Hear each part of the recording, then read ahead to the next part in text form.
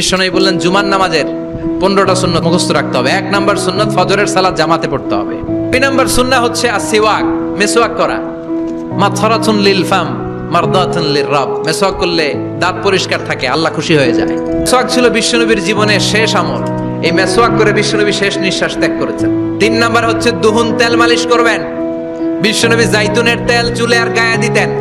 বিশ্বনবী বলতেন ওয়াদাহিনু ফাইন্না ফিত তাদহিনে বারাকাত, তেল খাও, তেল দাও, তেল মালিশ করো, তেলের ভেতরে আল্লাহ বরকত ঢুকাইয়া দিছে। 4 নম্বরে আত্তিব, জুমার দিনে সুগন্ধি লাগিয়ে যাওয়া সুন্নাত। আর লিবাস আহসানাস সিয়াব, সুন্দর জামা পরা, নট নেসেসারি যে নতুন জামা হতে হবে।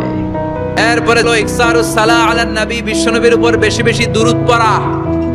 বিশ্বনবী বলতেন জুমার দিন শ্রেষ্ঠ দিন, এই দিন আমার উপর বেশি বেশি দুরূদ পড়ো। পরে বিশ্বনবী বলতেন জুমার দিনে সূরাতুল কাহাফ পড়বা, কাহাফ পড়া সুন্নাহ।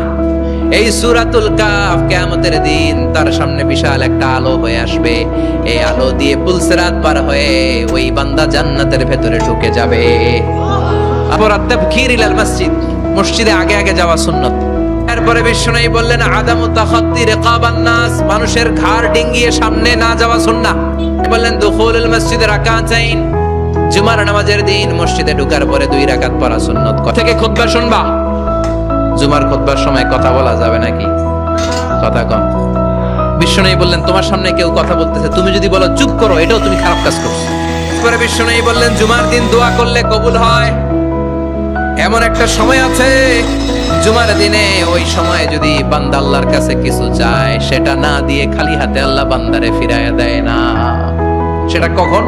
অনেক ইখতিলাফ আছে। বেশিরভাগ মুহাদ্দিসিন বলেছেন জুমার দিন আসরের নামাজের পর থেকে মাগরিবের আগ পর্যন্ত, বিশেষ করে মাগরিবের আগের আধা ঘন্টা, এই সময় আল্লাহর কাছে বান্দা যদি কিছু চায়, এই দোয়া আল্লাহ ফিরিয়ে দেয় না। এই 15টা সুন্নাত আমল করা যাবে তো?